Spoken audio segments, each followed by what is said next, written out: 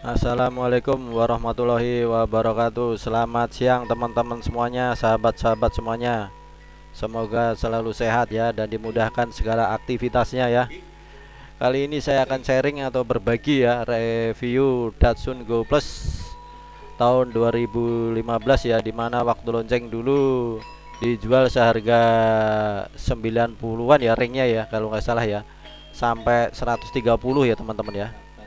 Untuk harga segitu cukup worth it ya, untuk dapat mobil 3 baris ya LCGC, walaupun jok yang paling belakang itu sangat dipaksakan ya karena terlalu sempit ya, legroomnya nggak dapat, headroomnya juga nggak dapat ya, kecuali untuk anak-anak ya yang tingginya masih 50-an senti ya, itu masih ini cukup.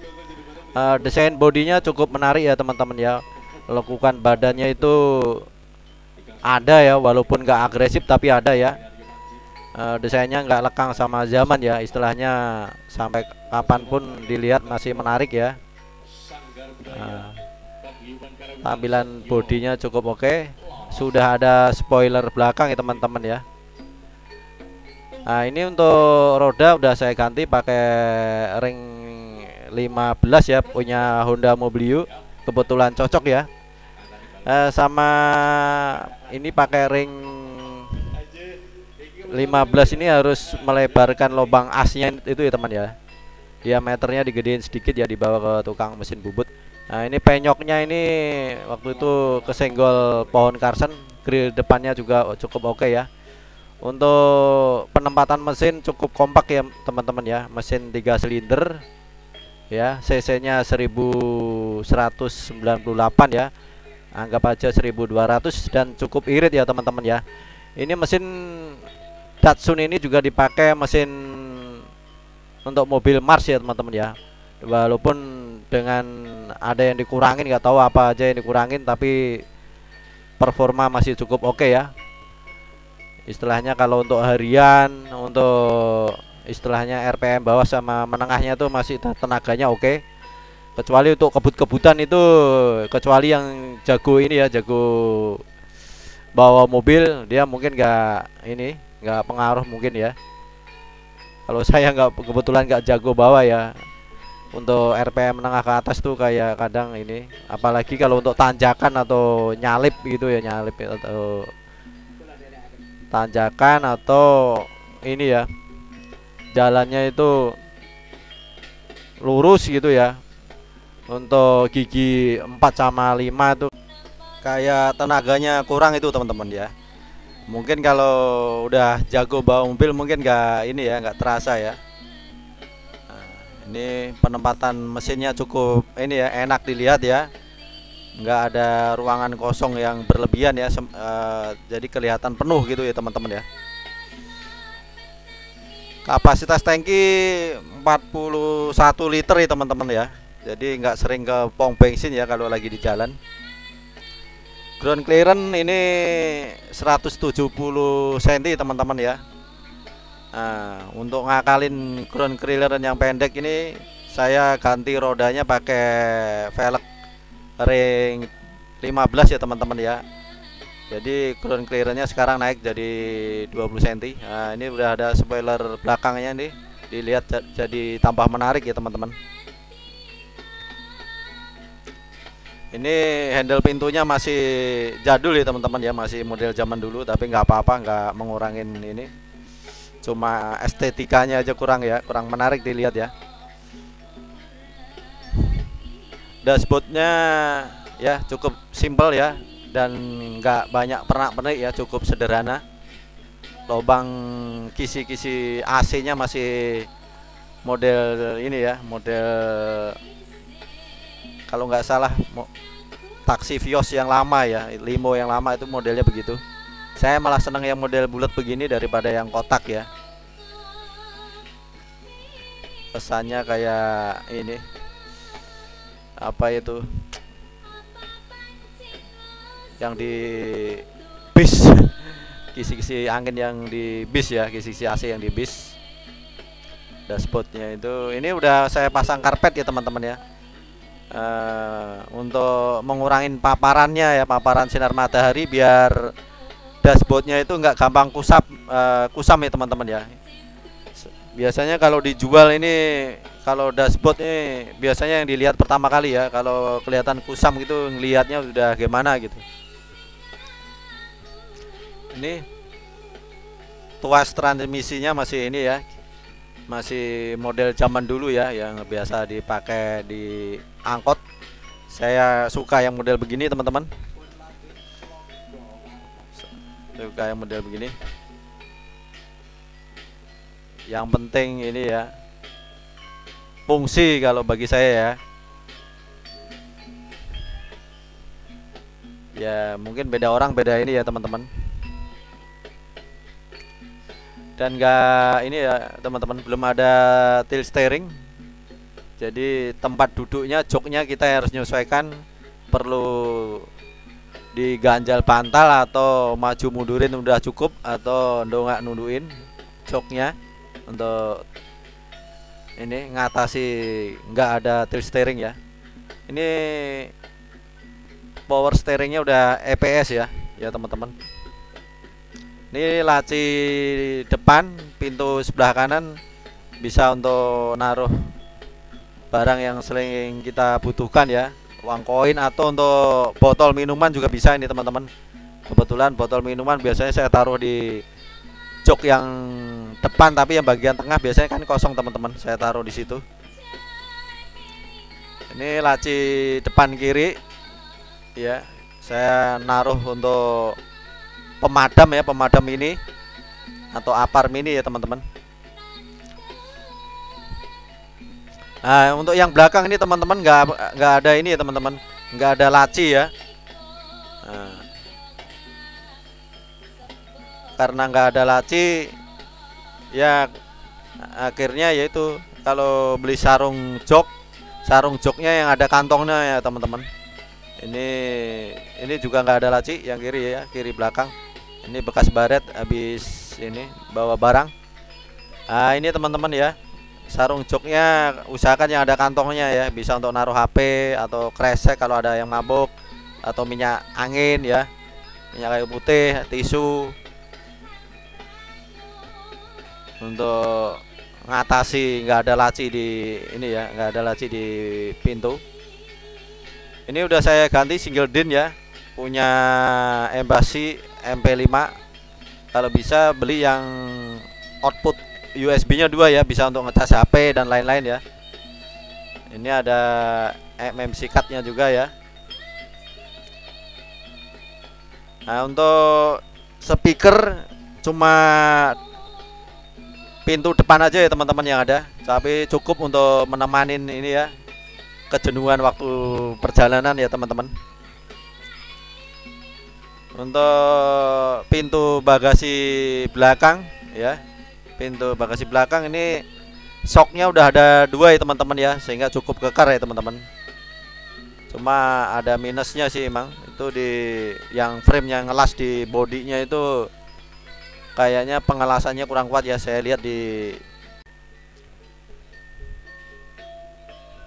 ini power window juga baru ini teman-teman, masih masing-masing pintu ya, itu pun pintu depan aja ya yang ada saklarnya ya, yang sudah ada power window-nya.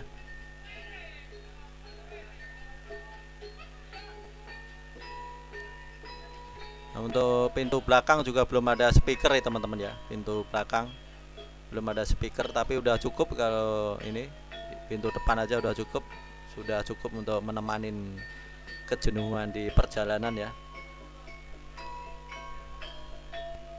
Bukaan pintu bagasi masih manual ya teman-teman ya, masih model di dekat atau dari bawah jok sopir ya teman-teman ya. Nah, dan di pintu belakang juga belum ada fasilitas anak kunci untuk buka bagasi belakang. Lampu kabinnya juga cuma 1 ya, bagian depan aja. Untuk baris kedua dan ketiga itu kadang kita perlu ya kalau malam ya, mungkin teman-teman bisa masang sendiri. Untuk safety belt baris pertama cukup ini ya, udah cukup ya, udah otomatis bisa gulung sendiri. Untuk yang baris kedua dan ketiga ini safety beltnya masih ini ya, masih manual yang kita harus atur sendiri ya, dan gulungnya pun harus kita atur sendiri. Modelnya masih begini ya teman-teman, untuk baris kedua dan ketiga. Tapi ya udah cukup lah, yang penting udah untuk harga segitu udah oke teman-teman ya.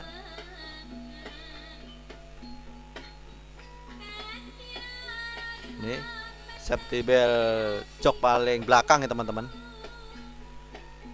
Untuk fasilitas keamanan masih kurang ya teman-teman ya. Airbagnya baik posisi driver maupun penumpang yang paling kiri.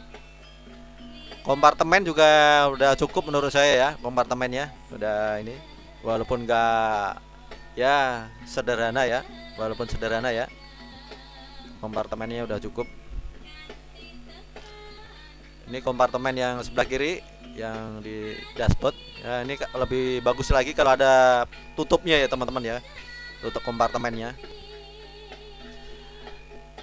Untuk pengaturan AC cuma blower aja ya teman-teman ya. Untuk suhu kayaknya itu saya pernah nyoba belum ini ya, kok kayaknya sama gitu, kayaknya blower aja yang fungsi ya. Untuk blower masih single ya, untuk area baris depan. Untuk belakang sama tengah belakang belum ada ya, jadi single blower ini ya. Paling belakang kemungkinan kalau pas terik matahari kurang mungkin ya, kalau saya masih cukup. Ini pengaturan jok depannya juga ini udah, untuk baris depan masih bisa maju mundur ya teman-teman, untuk pengaturan jok. Ini legroomnya juga dapat, headroomnya juga dapat ya. Kebetulan jok depan ini masih ini maju mundur, dongak belakang masih bisa kita atur. Posisi duduknya cukup nyaman ya untuk jok depan. Nah, untuk baris kedua ini joknya menurut saya ya sangat sederhana ya. Joknya nggak bisa maju mundur, dongak nunduknya juga nggak bisa ya. Dia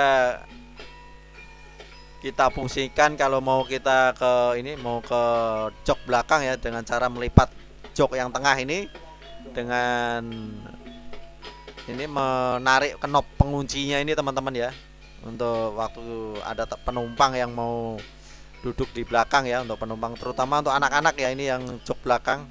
Untuk orang dewasa nggak disarankan ya, soalnya legroomnya nggak dapet, headroomnya juga nggak dapet.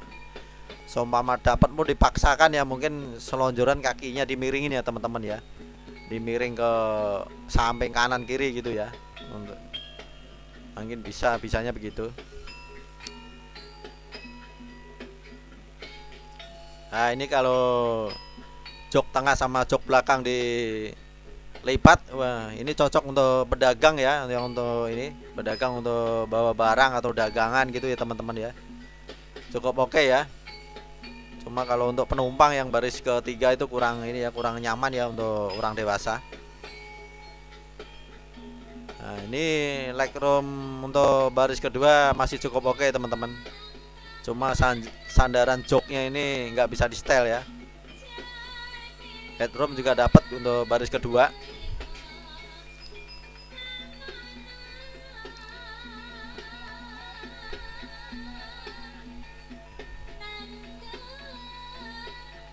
Nah ini untuk baris ketiga ya, legroomnya sama sekali ini ya, terlalu mepet ya kalau untuk orang dewasa. Ini udah saya pasangin bracket sendiri ya teman-teman, bracket handphone ya, saya pasang sendiri. Saya beli online shop, kemudian saya rakit sendiri, saya pasang di pilar kanan sama kisi-kisi AC. Udah saya pasang sendiri, lumayan untuk ini Google Map ya, HP untuk ini.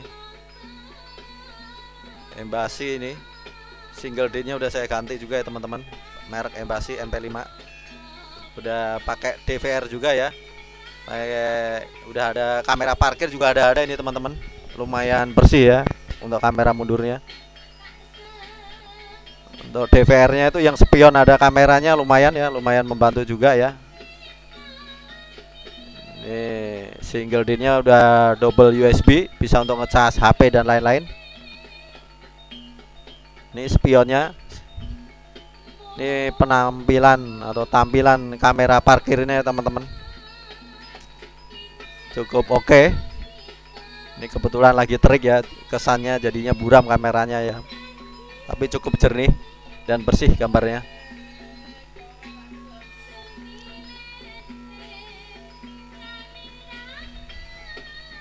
Ini kamera DVR-nya yang nempel di spion. Ini kamera yang di belakang, kamera parkir ya teman-teman.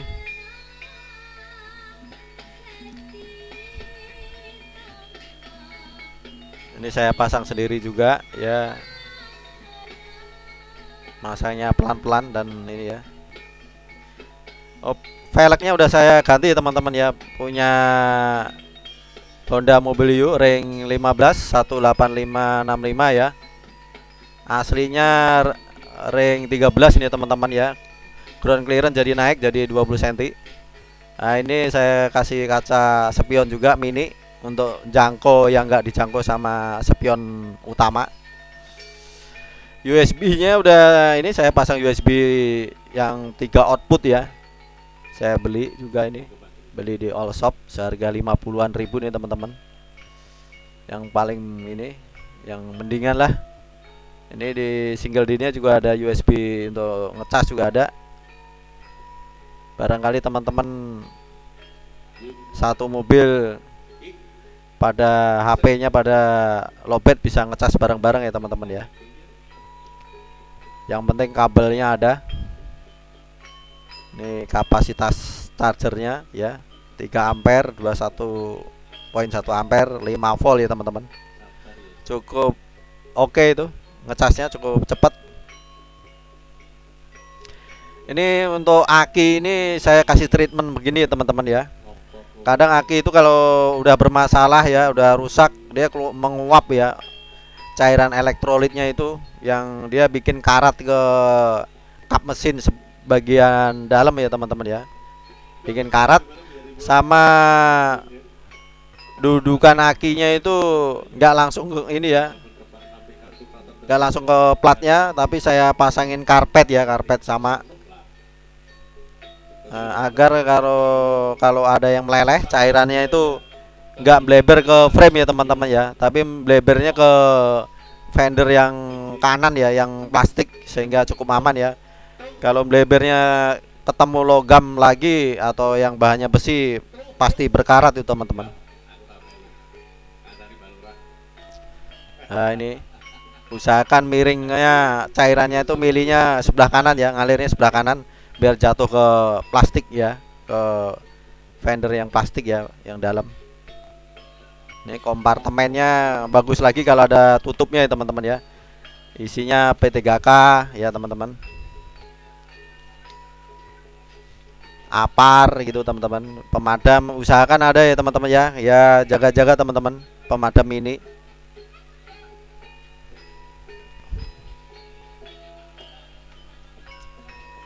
Jaga-jaga kalau di jalan ada apa-apa.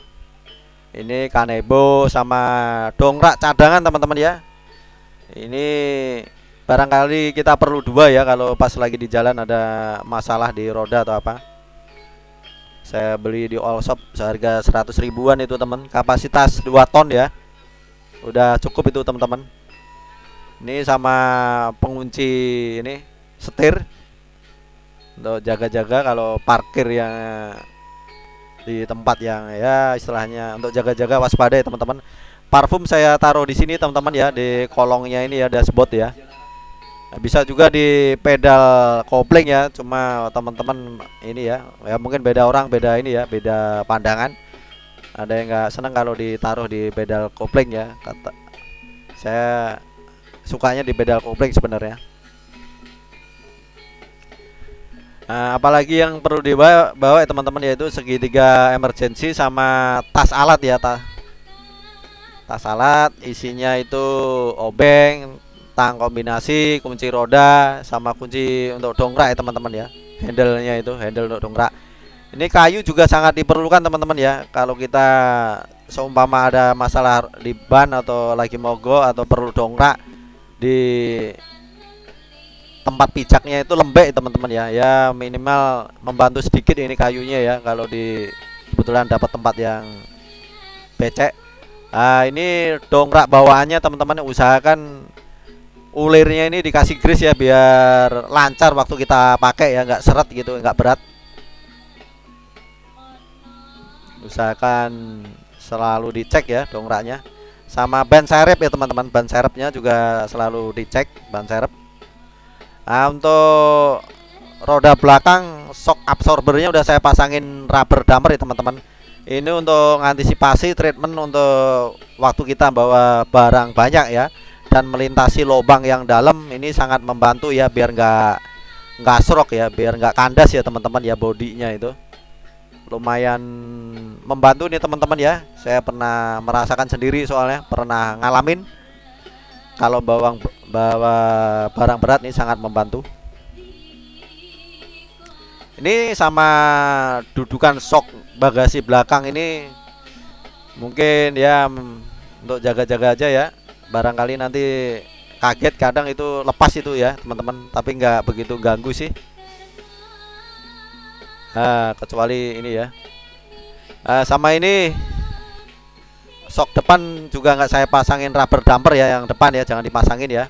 Nggak enak kalau melintasi polisi tidur teman-teman ya, terasa membal gitu ya. Jadi fungsi shock absorbernya kayak nggak ada gitu teman-teman ya untuk kalau dipasangin rubber damper. Cukup belakang aja ya teman-teman ya, cukup belakang aja, udah cukup ya.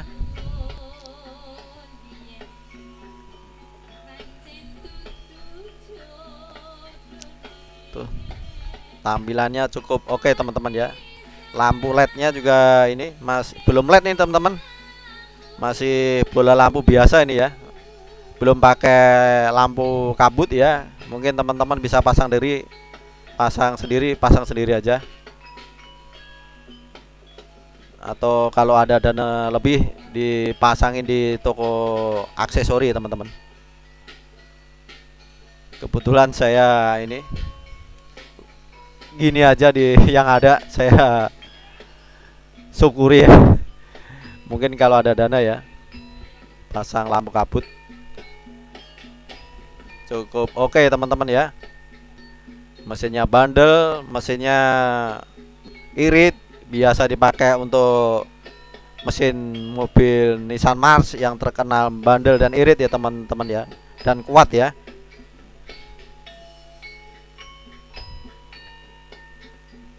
Dan gak rewel. Sekian ya teman-teman, kurang lebihnya minta maaf ya. Sampai jumpa di lain kesempatan. Selamat siang. Wassalamualaikum warahmatullahi wabarakatuh.